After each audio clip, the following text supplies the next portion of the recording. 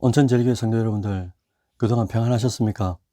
오늘부터는 신앙 강좌 제7탄 되겠습니다. 성령에 대해서 배워보려고 합니다. 그래서 강좌 이름을 성령학교라고 명명했습니다. 기도드리면서 시작하도록 할게요. 존귀하신 하나님 아버지, 감사합니다.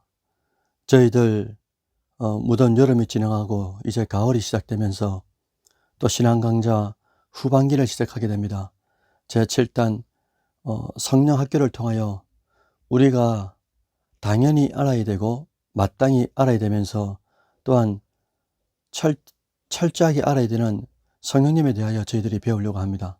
시작과 끝을 주님께서 주관해 주시고 더욱더 성령님과 긴밀하고 밀접한 믿음의 관계를 이루어서 하나님의 덕으로 아름답게 쓰여지는 우리 모두가 되어질 수 있도록 주님께서 함께하여 주옵소서.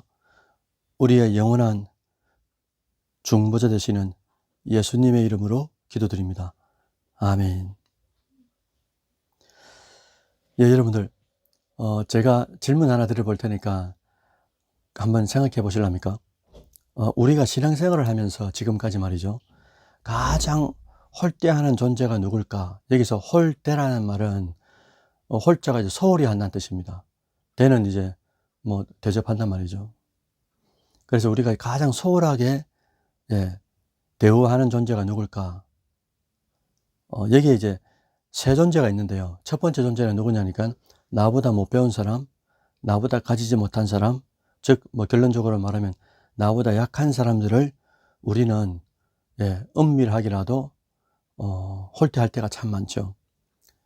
두 번째는 우리가 나 스스로를 홀대할 때가 대단히 많습니다. 그 원인은 나를 똑바로 사랑하지 못하기 때문인데, 나를 진정으로 사랑하면 할수록 말씀에서 벗어나지 않아야 되잖아요. 그런데 우리는 실상은 나를 사랑한다고 하면서 내 몸을, 썩어질 것들을 더 요구할 때가 더 많더라는 겁니다. 그렇게 하면 결국은 하나님과 더 멀어지는 믿음의 관계성을 가지게 될 때가 많다는 거죠. 그래서 우리가 나를 사랑한다고 하면서, 나 자신을 위한다고 하면서 이것이 진짜 나를 사랑하지 못하고 오히려 홀대하는 경우가 많다. 이것을 우리가 잘 분별하고 해야 된다는 거죠. 그 다음에 세 번째는 나보다 더 홀대하는 존재가 있을까? 있습니다. 그 존재가 바로 누구냐 하니까 성령 하나님이시다 라는 거죠. 왜 그러면 성령님을 우리가 홀대하고 소홀히 여기는 걸까? 라는 질문이 생겨나는데, 그 이유는 간단합니다. 그게 뭐냐니까 성령에 대해서 우리가 잘 모른다는 거죠. 성령님은 이제 만물을 지으신 창조주 아닙니까? 거기다가 성경의 원저자입니다. 그분이 우리 안에 들어와 계시다는 거죠. 성령으로. 또한 타락한 사람이 거듭나게 하시는 이도 성령이세요. 그리고 거듭난 사람의 신앙이 성숙하고 성장하도록 절대적으로 관여하시는 분도 성령이신데, 우리는 엄밀히 말해서 성령에 대해 잘 몰라요. 그래서 성령을 아는 지식이 대단히 중요하다라는 것이죠. 그러면 우리는 성령을 잘 모를까라는 구체적으로 살펴보면 두 가지 이유가 나옵니다. 하나는 성령님은 이제 영이시죠. 그래서 우리 눈에 보이지 않고 손에 잡히지 않는단 말입니다. 만약에 우리가 운전을 하다가 교차로에서 저 앞에 교통경찰이 보였어요. 눈에 보이면 불법을 할 마음이 있다가도 경찰이 눈에 보이기 때문에 하지 않지 않습니까? 이렇게 우리는 교통경찰이 눈에 보이기만 해도 하물며 조심하는데, 성령님이 우리 눈에 실제로 보인다면 우리는 어떻게 살겠냐 이거죠. 그런데 놀라운 것은 보이지 않는 성령님을, 영이기 때문에 보이는 것처럼 믿고 사는 사람이 성경에 있다라고 표현합니다. 그 사람들을 믿음의 사람이다 라고 성경은 말씀하고 있는 거죠. 그래서 우리가 성령을 홀대하고 잘 모르는 이유가 뭐냐? 첫째는 영이시기 때문에 잡히지도 보이지도 않으니까 그렇다. 두 번째는 우리가 성령을 잘 모르는 이유는 성령을 알려고 하지 잘 않아요.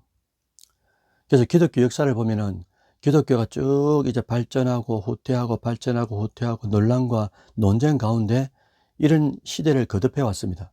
그래서 초대교회 때는 예수 그리스도가 누구냐, 구원자가 누구냐라는 기독론의 논쟁이 있었죠. 그리고 초대교회를 지나서 교부시대 때는 삼위일체 논쟁이 있었습니다. 그리고 교부시대가 지나가고 종교개혁 시대에는 어떻게 하면 구원을 받는가. 그래서 가톨릭에서 나온 것이 뭡니까? 면접을 하든지 여러 가지 다른 방법들이 나오게 되면서 아니다. 구원은 오직 예수 그리스도로 말미암는다라는 종교개혁자들의 캐치프레이즈를 걸고 구원론 논쟁이 이제 시작된 겁니다.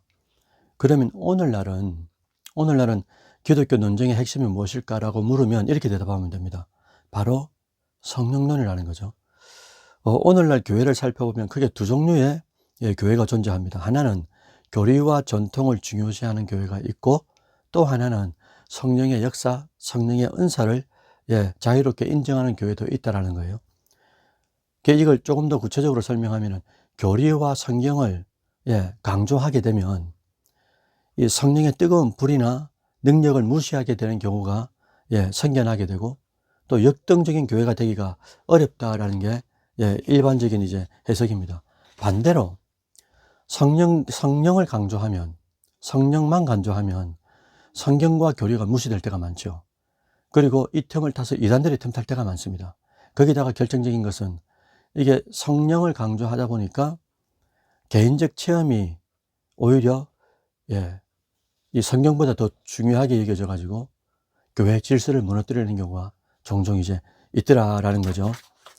그래서 이 두 가지 교리와 전통을 중요시 여기는 부류와 또 성령의 역사와 은사를 중요시 여기는 이 두 가지 부류가 잘 융합이 되어야 하는데, 성경과 교리에 대해 열심히 잘 배워야 하죠.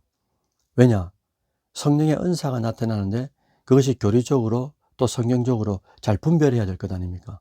그래서 우리가 잘 배워야 되고요. 또한 성경과 교리를 성령의 역사와 은사로 더 확실하게 전한다는 거죠. 그러니까 교리와 성경을 어떻게 전한다고요? 성령의 은사와 역사로 더 확실하게 증거한다라는 말입니다. 그래서 그 성도와 교회는, 그렇게 쓰임받는 성도와 교회는 하나님이 쓰시기에 너무나 편한 교회, 편한 도구의 성도가 될 수 있다라는 거죠. 그런 의미에서 생각하면은 이번 성령학교가 이 강의가 대단히 중요하다라는 겁니다. 그래서 이번 강좌는 우리 신앙생활에서 가장 중요한 분, 그리고 또 반드시 알아야 하고, 모르는 만큼 소외와 소홀함을 당하시는 성령에 대하여 우리가 이제 배워야 하기 때문에 성령학교를 개강하게 된 것이죠. 여러분들, 성령님에 대하여 여러분들은 어떤 존재로 지금까지 인식해 오셨고 인식하고 있습니까?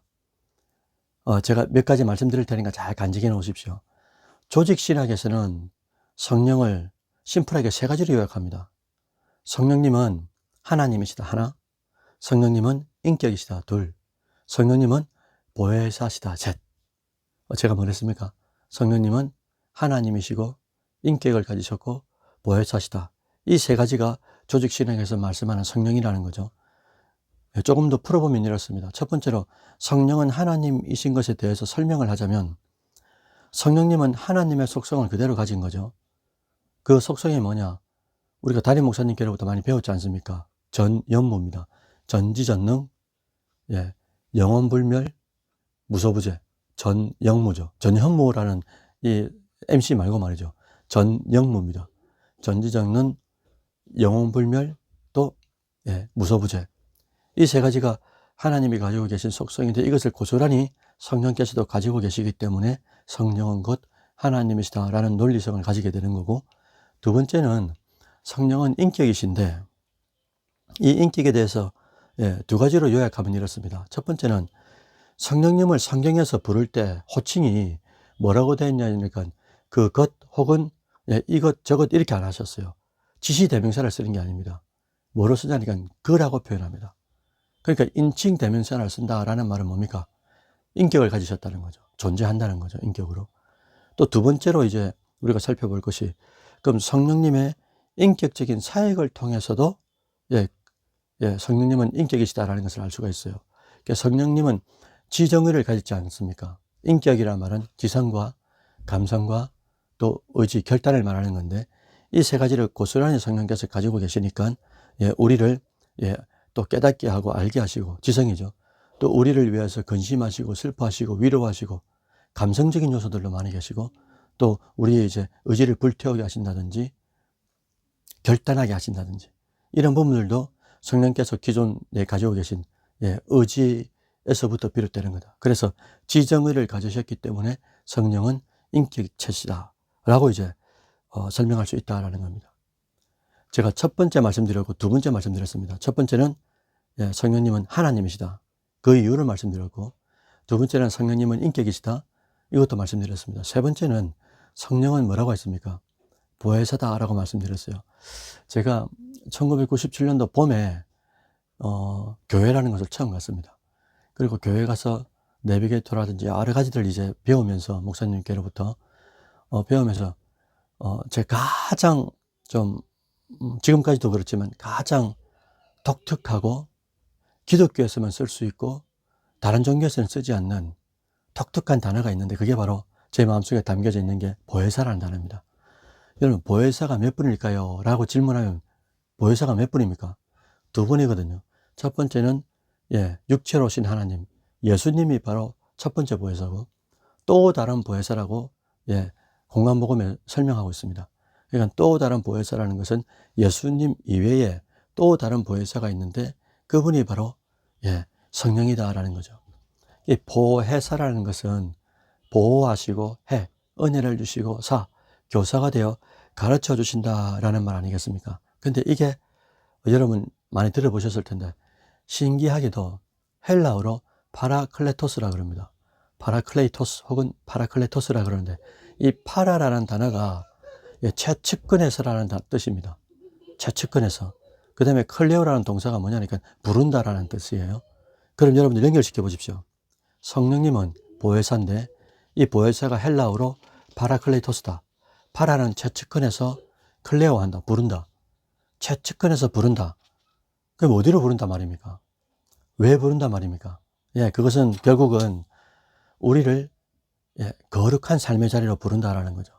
그래서 예수님의 인격과 예수님의 거룩한 사역들을 성령을 통해서 우리도 감당할 수 있도록 만드시기 위해서 성령님은 보혜사가 되셨고, 또 다른 보혜사가 되셨고, 그 보혜사로서 우리를 최측근에 두시고 계속 거룩한 것으로 부른단 말이죠. 그래서 성령인 겁니다. 거룩한 영이 되는 거죠.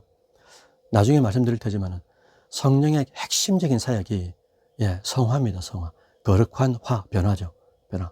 성령, 거룩한 영은 성도, 거룩한 무리에게 성화, 거룩한 변화를 일으키기 위하여 우리 안에 또 우리 삶에 동행하시고 내주하신다라는 것을 우리가 잊으면 안 될 것 같아요. 지금까지는 조직신학에서 성령을 어떻게 말하는가 간단하게 살펴봤습니다. 성령은 하나님이십니다. 성령은 인격이십니다. 성령은 보혜사십니다. 이걸 배웠어요. 다음으로 종교개혁자 칼빈이 말하는 성령은 누구신가 라는 것을 간단하게 살펴보려고 하는데요. 칼빈이 기독교 강요를 썼지 않습니까? 4권을.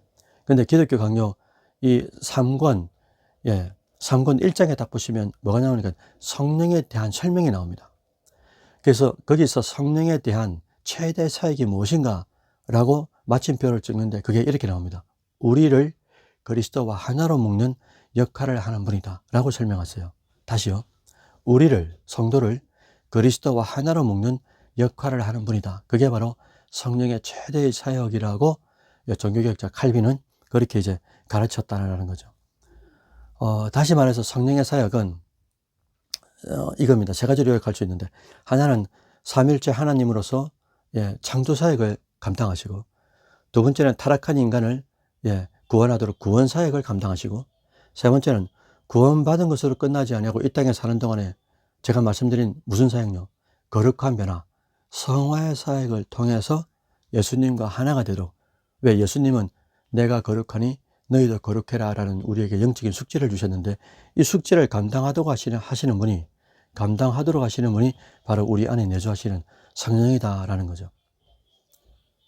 그래서 성령을 우리가 모르면 모를수록 성화할 수도 없고 예수님을 닮아갈 수도 없고 빛과 소금과 향기로서 역할들을 감당할 수 없다라는 겁니다. 그렇기 때문에라도 우리는 더욱 신앙생활 가운데 철저하게 민감하게 알아야 될 분이 누구냐라고 물으면 성령이죠. 성령께서 성경을 지으시고 이 성경의 해석, 이해, 깨달음, 그리고 우리의 변화, 이 모든 것들을 성령께서 주관하신다라는 겁니다. 이걸 인지하고 신앙생활을 하는 성도와 그러지 못한 성도는 확실히 이 믿음의 반응이 다른 거죠. 제가 말씀드렸지 않습니까? 성령의 사역은 예수님과 하나가 되도록 만드는 사역이다 라고 말씀드렸는데, 여기서 조금 더 깊이 들어가 보면 이런 거죠. 예수님은 사실은 성화가 필요 없는 분이세요. 여러분, 이게 무슨 말입니까? 예수님은 성화가 필요 없다? 이 문장을 어떻게 우리가 설명하면 될까요? 여러분, 성화라는 말은 거룩한 변화라고 말씀드렸어요. 그런데 예수님은 변화할 이유가 없어요. 타락한 인간이 거룩하게 변화되고, 거룩한 인간이 더욱더 성화해서 예수님을 닮아가도록 점진적인 거룩을 요구합니다. 그런데 예수님은 원죄가 없어요. 원죄가 없다라는 말은 성경에서 성령으로 잉태했기 때문이다 라고 설명합니다. 그리고 예수님은 또 자범죄도 없어요. 스스로 지은 죄가 없단 말입니다. 이것은 성경의 말씀 3만 구절이 넘는 이 구절과 그리고 성령께서 주시는 감동 감화에 100% 순종했다는 말이죠. 물론 신성이 있기 때문에 우리는 인성밖에 없지만 예수님은 신성과 인성을 가진 유일무이한 존재 아닙니까? 그래서 신인이라 그러죠. 인간이면서 100% 신이시다. 신성으로 인성을 다스리기 때문에 어떻게 이제 죄를 짓겠습니까? 자범죄도 없는 거예요. 결국 원죄와 자범죄가 없다라는 이 진리는 어디로 귀결이 되냐면요. 로마서 6장 23절로 갑니다. 로마서 6장 23절에 가보니까 죄의 싹은 사망이다라고 기록되어 있단 말이죠. 그러니까 죄가 있어야만이 사망이 죽음이 오는데 예수님은 죄가 없어요. 원죄도 없고 자범죄도 없어요. 그런데도 사망이 왔다라는 거죠. 근데 그 사망이 누구 때문이냐 라고 말을 할 때 그 사망이 바로 우리 죄를 대속, 구속 했기 때문에 우리는 이제 죄가 없어지고 예수님이 죄를 가져가셨으니까, 그리고 그 죄 때문에 대속하여 제물이 되어주신, 마치 구약의 어린 양처럼 양이 죄를 지어서 죽은 게 아니고 주인의 죄를 지었기 때문에, 사람의 죄를 지었기 때문에 대속해서 죽는 것처럼 그렇게 이제 예수님에게 적용이 됐다라는 겁니다. 그래서 예수님은 성화와 성자 예수와 연결시킬 때는 원래가 연결이 맞지 않아요. 그런데 이 예수님은 성화가 거룩한 변화가 필요 없는 분이다. 그렇기 때문에 예수님은 성화가 필요 없다. 놀라운 것이, 그럼에도 불구하고 예수님은 성화의 사역을 감당하는 성령을 친히 받으셨다라는 거예요. 요한강에서 말입니다. 여러분 궁금하잖아요. 그럼 왜 예수님은 성령을 받지 않아도 되는데 성화의 사역을 감당하시는 성령을 받으셔야만 하셨을까? 성령 없이도 신적 존재라서 존재할 수 있고 호령할 수 있는데도 왜 그렇게 하셨을까? 자, 여러분들, 이에 대한 대답이 뭐겠습니까? 그것은 바로 우리가 이 땅에 사는 동안에, 성도가 이 땅에 사는 동안에 어떻게 믿음으로 살아야 하는지를 정확하게 보여주기 위한 샘플이 되시려고 성령을 받지 않아도 되는데 성령을 받으시고, 성령을 받고 난 뒤에 어떻게 사는지를 실제적인 3년 반 공생애를 우리에게 보여주셨다라는 거죠. 우리도 이 성령 학교를 통해서 성령을 알아가면서 더욱 예수님을 닮아가는 사람으로 성화될 때 하나님은 이제 우리를 기쁜 마음으로 편안하게 사용할 수 있다라는 것입니다. 여러분, 오늘 끝났어요, 강의가. 오늘 우리는 신앙강좌 제7단이라고 말씀드렸습니다. 7번째 강좌인데 첫 번째 시간으로 성령은 누구신가? 라는 이제 본질적인 질문에 대한 대답들을 좀 살펴봤습니다. 요약해보면 이렇죠. 첫 번째로 조직신학에서는 성령을 하나님이시요, 인격이시요, 또 뭐라고 했습니까? 보혜사시다 라고 말씀드렸고, 또한 칼빈 선생님은 성령을 뭘 했습니까? 예수님과 하나 되도록 만드시는 분이다. 그리고 또 성령님은 창조사역과 구속사역과 특히 성화의 사역을 주관하시는 분이다라는 것을 우리가 기억해야 될 것 같아요. 또한 성령님은 성도에게 절대적으로 필요한 존재다. 그러나 우리의 신앙적 삶은 실제적으로 우리가 가장 홀대하는 존재가 누구냐라고 초대 제가 물었을 때 그때 제가 말씀드린 게 성령이다. 예. 그 인격이기 때문에 우리에게 이 대접을 받을 때 홀대하면 홀대 받은 대로 또 이제 황금률로 이제 대접을 한단 말입니다. 그래서 우리가 사는 동안에 철저하게 잘 알아야 되는 존재가 성령이다.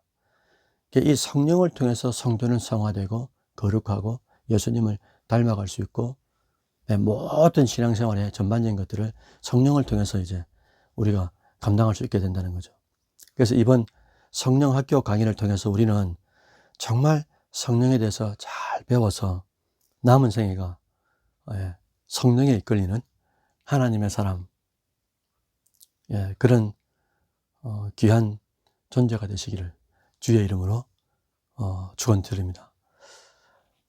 오늘은 성령님은 누구신가라는 존재에 대하여 살펴봤어요. 다음 주에는 독특한 주제인데 첫 부에서 예수님과 또 다른 부에서 Another Paracletus인데 이 예수님과 성령님의 관계에 대해서 짧은 시간 동안 함께 배우도록 하겠습니다.